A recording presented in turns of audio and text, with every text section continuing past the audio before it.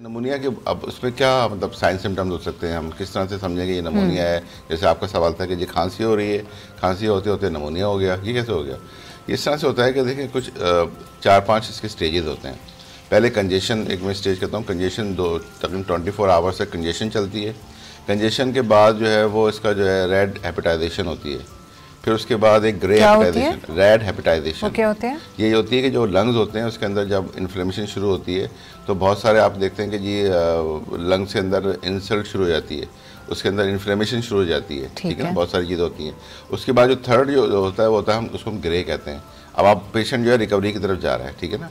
जब ग्रे के बाद फिर रेजोल्यूशन होती है, तो ये पूरा अमल जो पहले दिन शुरू होता है ये 10 दिन तक मुकम्मल हो जाता है। अगर आपने इसको प्रॉपरली ट्रीट कर लिया और आपने ट्रीट नहीं किया, आप खांसते ही रहे, आप छींकते रहे, या आपको जो है आप ऐसे इन्वायरमेंट में रहे जहाँ पे ये प्रॉब्लम थी, तो ये एग्रीवेट कर जाता है और फिर खुदा न खास्ता आप लैंड करते हैं किसी ICU में, हॉस्पिटल में, और फिर डेथ भी वाक़ हो सकती है। ये इसकी बहुत बड़ा कॉम्प्लिकेशन होती है। अच्छा, अब इसके जो रिस्क फैक्टर्स हैं आपने अभी डिस्कस किया कि किस वजह से होता है। ये जो आपने पूरी 10 दिन का एक बताया है टाइम पीरियड, ये निमोनिया की रिकवरी का है या आम खांसी की? नहीं, ये निमोनिया की रिकवरी है। मतलब कंजेशन जो होता है वो कंजेशन में 24 आवर्स में आदमी रिकवर कर जाता है। ऐसा होता है घर में कोई बच्चा खांस रहा है या बुजुर्ग खांस रहा है, अक्सर तो वो महीना खांस रहे हैं, हम सीरियस ही नहीं लेते। कौन सा ऐसा वार्निंग साइन है जिस पर मुझे लेकर अस्पताल जाना है अपने घर के बुजुर्ग को या बच्चे को या कोई भी शख्स है? देखिए, खांसी सिर्फ नमूनिया की तरफ लेकर नहीं जाती, ठीक है। अगर आप तो हमारा ये रूल होता है कि हम 3 से 4 हफ्ते तक अगर कोई बंदा या बंदी या बच्चा खांस रहा है तो आपका फ़ौरन आप सोचते हैं डॉक्टर जो चेस्ट स्पेशलिस्ट का खुदा ना खास्ता इसको कहीं ट्यूबरक्लोसिस तो नहीं हो गया, ठीक है। हम उस तरफ नहीं सोच रहे हैं, हम अभी सिर्फ नमूनिया सोच रहे हैं। लेकिन खांसी के बहुत सारे मामले, खुश्क खांसी भी तो होती है, खुश्क खांसी भी होती है, प्रोडक्टिव खांसी भी होती है, इसमें बलगम आ रहा है। अच्छा, बलगम के भी बहुत सारे कलर होते हैं, आपने देखा कहीं सफ़ेद होता है, स्टिकी होता है, जब आप थूकते हैं तो वो आपके पूरा नहीं जाता, आपके कपड़ों में भी गिरता है और एक स्टिक सी बनती है, ये एक बलगम की सूरत हाल होती है। दूसरा येलो कलर का बलगम आता है, ठीक है ना। तीसरा आपका ग्रीन तरह का आता है। चौथा आपका रेड कलर का बलगम आता है। तो ये मैं बलगम की मैं कैटेगराइज करूँ तो इससे डॉक्टर अंदाजा लगाता है कि आप किस स्टेज पर हैं, ठीक है ना। नमूनिया की कि खांसी की? ये नमूनिया की भी और खांसी की, दोनों की, ठीक है। अब मैं आपको एक सिनेरियो बताना चाह रहा हूँ कि जब आम खांसी होती है उसको आप किस तरह से डिस्टिंग्विश करता है एक डॉक्टर। जब आप जाते हैं, डॉक्टर आपसे हिस्ट्री लेता है, अच्छा आपको खांसी कब से हो रही है? ये मुझे 1 हफ्ता हो गया। अच्छा जी, आपकी खांसी खुश्क खांसी है? जो खुश्क खांसी है। नहीं डॉक्टर साहब, बलगम आता है। अच्छा, बलगम किस रंग का आता है? सफ़ेद आता है? ये डॉक्टर साहब सफ़ेद आता है। पीला आता है या रेड आता है या ग्रीन आता है? अब डॉक्टर अपनी डायग्नोसिस कराना शुरू हो जाता है कि इसको हम किस तरह लैंड करें इसको, ठीक है ना। इसी तरह से अगर खुदा ना खास्ता किसी को जो है वो, अब अक्सर देखें जो एजमेटिक पेशेंट होते हैं उनको बहुत ड्राई कफ होती है, ठीक है। जब तक वो फिर खांस के बहुत ज़्यादा उनको सांस का भी मसला होता है। और फिर होता ही येगा कि जब आपके लंग्स के अंदर एक्सचेंज ऑफ गैसेस कम हो जाती है तो बहुत सारी सिम्टम्स शुरू हो जाती हैं, जिससे आप अंदाज़ा लगाते हैं कि ये नमूनिया की तरफ जा रहा है या इसका लंग इन्फ्लेम्ड हो गया। मिसाल के तौर पर वो हर वक्त ड्राउजी रहता है, लिथार्जिक होता है, क्योंकि ऑक्सीजन बुखार होती है। मैं उसी तरफ आ रहा हूँ। तो उसकी जो आप ये देखते हैं, हम कहते हैं ये इसका ऑक्सीजन सेचुरेशन कम हो गई, सेचुरेशन कम हो गई तो अब क्या करें? फिर आप ऑक्सीमीटर लगाते हैं, फिर देखते हैं कि जी 90 से कम तो नहीं जा रही, खुदा ना खास्ता 95 तक तो आप सेफ़ हैं। अगर 95 से कम हो रही है तो आप थोड़ा अलार्म में होते हैं, 90 से कम होगी तो बहुत ज़्यादा अलार्म हो जाते हैं कि क्यों हो रहा है इस तरह से, कि एक्सचेंज ऑफ गैसेज कम हो गई है और पेशेंट को जो है वो ऑक्सीजन प्रॉपर नहीं मिल रही है। इसका मतलब है कि उसका बहुत सारी प्रॉब्लम अब शुरू होने वाली है। तो फिर फ़ौरन आप किसी अस्पताल में जाते हैं, फिर आप ऑक्सीजन मास्क लगाते हैं, फिर डॉक्टर वहाँ पे सारा इन्वेस्टिगेशन करता है, उसको चेस्ट एक्सरे भी करके देखता है, उसका ब्लड CP भी कराता है। उसमें देखता है कि जी अगर WBC या TLC जो हमारा डिफेंस मैकेनिज्म है वो बढ़ा हुआ है, इसका मतलब है कि बॉडी के अंदर कोई इन्फेक्शन है जिससे लड़ने के लिए आपने फ़ौज भेजी हुई है और ये चीज़ें बढ़ गई हैं। तो डॉक्टर अंदाज़ा लगाता है कि अच्छा ये जो है अब यहाँ पर लैंड कर रहा है, ये इसका चेस्ट एक्सरे उसने देखा, उसमें इतना बड़ा पैच नज़र आया उसको, उसने कहा ओहो या तो ये पस है या ये इसकी जो है वो नमूनिया का सिलसिला जा रहा है। तो ये सारे जो चीज़ें होती हैं डॉक्टर को डायग्नोस करने में हेल्पफुल होती हैं। एक हिस्ट्री बड़ी इंपॉर्टेंट होती है, दूसरे साइन सिम्टम्स बहुत ज़्यादा इंपॉर्टेंट होते हैं। फीवर के साथ आता है पेशेंट? जी, बाद दफ़ा फीवर भी होता है। नमूनिया में फीवर होना ज़रूरी नहीं है? नहीं, ज़रूरी नहीं है फीवर होना, तो बड़ा खामोशी से अटैक हो जाता है। तो बाद दफ़ा ये होता है कि जो ओल्ड एज पेशेंट होते हैं, आप देखें ना बच्चों में, हम ये कहते हैं कि अभी 2019 की WHO की रिपोर्ट है कि तकरीबन 80,000 बच्चे जो 80 लाख बच्चे दुनिया में उनका इंतकाल हुआ जो अंडर 5 थे। जो पहला साल बच्चे का, जी हाँ, 1 साल 80 लाख बच्चे 2019 में। अभी ये देखें आपकी जो 5 साल से कम के जो बच्चे होते हैं वो सबसे वनरेबल होते हैं, सबसे ज़्यादा एक्सपोज होते हैं। इसी तरह हम कहते हैं जो बच्चा जैसे ही 1 साल का बच्चा होता है उसके दौरान अगर खुदा ना खास्ता उसको घर में खांसी हो रही है या उसको जो है वो बहुत ज़्यादा कफ हो रहा है, वो बच्चा दूध नहीं पी पा रहा, रोता रहता है हर वक्त, बेचैन रहता है तो उसको माँ को चाहिए कि आप किसी करीबी डॉक्टर से रुजू करें, अपने जो भी डॉक्टर है, डॉक्टर साहब ये बच्चा जो है ना फीड कर पा रहा है, क्योंकि जब बच्चा फीड करता है तो उसकी नाक बंद हो जाती है, मुंह बंद हो जाता है, तो पहले वो मुंह से सांस ले रहा होता है ना, जब सक कर रहा होता है, चाहे वो बॉटल फीड पे हो या मदर फीड पे हो, तो उसका मुंह तो बंद हो गया, अब नाक उसकी इस काबिल नहीं है इससे वो सांस ले सके, तो बच्चा फिर वो ना फीड कर पाता, तो फिर फ़ौरन अंदाज़ा होना चाहिए कि बच्चा क्यों इस तरह से कर रहा है। तो ये वो सारी बेसिक अलामात होती हैं जिसमें हमें अंदाज़ा होना चाहिए कि बच्चा हमारा कहाँ जा रहा है। इसी तरह ओल्ड एज लोग होते हैं, हर घर में माशाल्लाह जो है वो वालिदैन भी होते हैं, बुज़ुर्ग भी होते हैं, उनका ज़रूर ख्याल रखना चाहिए, क्योंकि सेडेंटरी स्टाइल लाइफ जो हमें सब बिस्तर पर हर वक्त रहते हैं, मूवमेंट नहीं होती, उनमें ही ज़्यादा प्रॉब्लम होती है, क्योंकि जब आप मूवमेंट करते हैं, आप चलते फिरते हैं, तो आपका ब्लड का सर्कुलेशन बढ़ता है और आपकी चीज़ें जो है खुद ब खुद ऑटोमेटिकली जो है अल्लाह ताला निकाल देता है। लेकिन अगर आप सारा दिन बिस्तर पर बैठे हुए हैं, अब तो खैर अब यंग भी यही करने लगेंगे, सारा दिन मोबाइल देखते हैं या TV पर टॉक शोज़ देखते हैं और वो बिल्कुल उनकी मूवमेंट नहीं है। या अब आप किसी ऑफिस में गए, जाके आप बैठे, सुबह आप गए 8 या 9 बजे, और शाम को ही उठते हैं, या तो आप सिर्फ वॉशरूम के लिए उठते हैं या फिर घर आने के लिए उठते हैं। तो एक पूरा स्टाइल जो है आपका चेंज हो गया है। वो चेंज स्टाइल में बिल्कुल ये बहुत ज़्यादा वल्नरेबल हो गए हैं हम सब के सब, कि हमें खुदा ना खास्ता कोई भी इन्फेक्शन हो तो वो जल्दी क्योर नहीं होता, वो टाइम लेता है।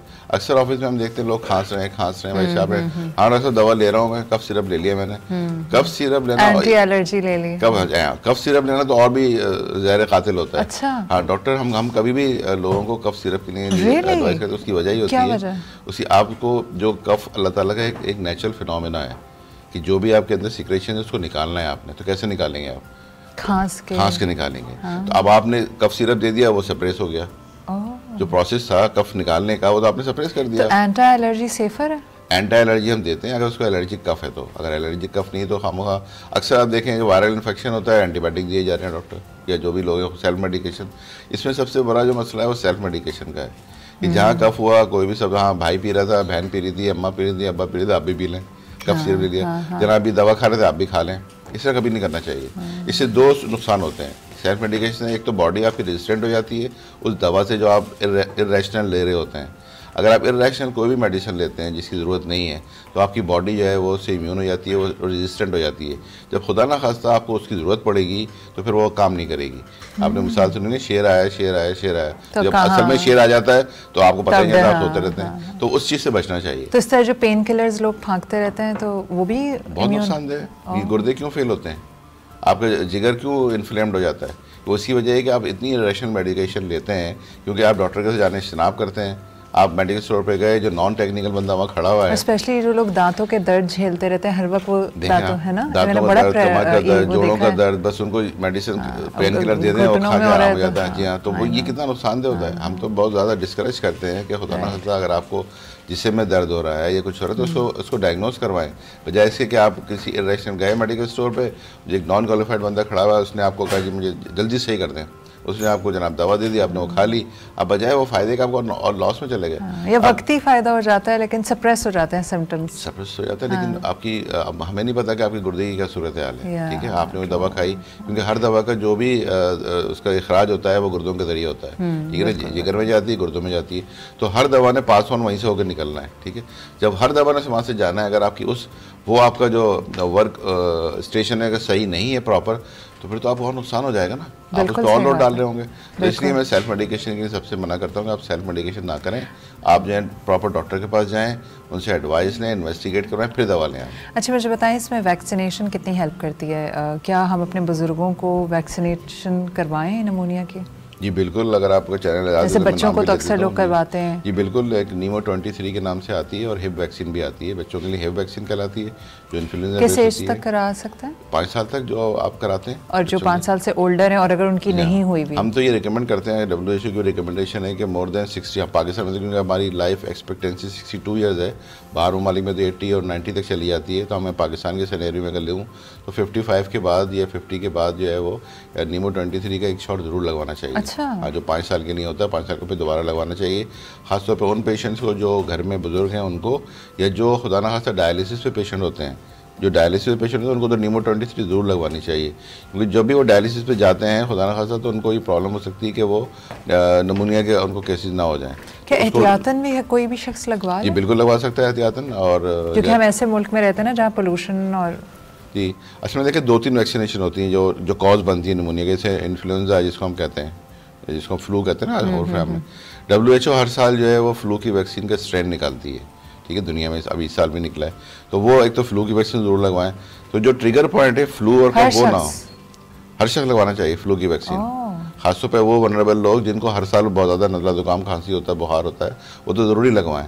और ख़ासतौर पर जो ओल्ड एज हैं उनको ज़रूर फ्लू की लगानी चाहिए वैक्सीन हर साल जो है वो फ्लू, क्योंकि जो आपका जो ट्रिगर पॉइंट है वो यही है, नज़ला जुकाम खांसी बुखार और फिर निमोनिया, तो आप उसी को वहीं आप रोक दीजिए। जब आपको फ्लू नहीं होगा खुदा ना खासा, तो फिर आप अच्छा शुक्र है कि आप उससे बच जाते हैं। फ्लू कह रहे हैं कि सब लोगों को लगवाना चाहिए हर साल? जी हर साल लगवाना चाहिए, और बगैर डॉक्टर की प्रिस्क्रिप्शन के लगवा लें? नहीं तो आप डॉक्टर से तो डॉक्टर तो लगाएगा, खुद तो नहीं लगा सकते ना। नहीं जैसे होता है ना कि जाके आपने मेडिकल स्टोर में वहाँ पे कोई कंपाउंडर बैठा हुआ है, ऐसे नहीं होता। आप अपने डॉक्टर से प्रॉपर्ली जो डॉक्टर्स हैं वो आपको देखेंगे, आपका जो भी फिजिशियन है आप उसके पास। बिल्कुल फिजिशियन, हर किसी को पता है ये बात कि फ्लू की वैक्सीन की स्ट्रेन आती है। निमोनिया की आप कह रहे हैं कि वो भी लगाना चाहिए, वो भी डॉक्टर से सलाह लेके बिल्कुल लगवाना चाहिए। और मैंने गुजारिश की कि 55 और 60 के दरमियान तो ज़रूर लगवानी चाहिए, ख़ासतौर पे हर जो बुज़ुर्ग घर में हो, चाहे वो खातून हो या मर्द हो, और बच्चे जो उनको हिप की वैक्सीन लगनी चाहिए, ठीक है ना, ये तो हमारे नॉर्मल जो इम्यूनाइजेशन प्रोग्राम है उसमें भी शामिल है, तो वो बच्चों को ज़रूर लगनी चाहिए। तो ये जो वैक्सीनेशन है ये प्रिवेंशन है। हमारा स्लोगन भी ये होता है कि जो एहतियात इलाज से बेहतर है। अगर आप एहतियात कर लें तो इलाज की ज़रूरत ही नहीं आपको, आपकी बोझ पे भी, जेब पे भी बोझ कम पड़ेगा, आपकी सेहत पे भी बोझ कम पड़ेगा, और आप हशाश बशाश सेहतमंद ज़िंदगी गुजारें।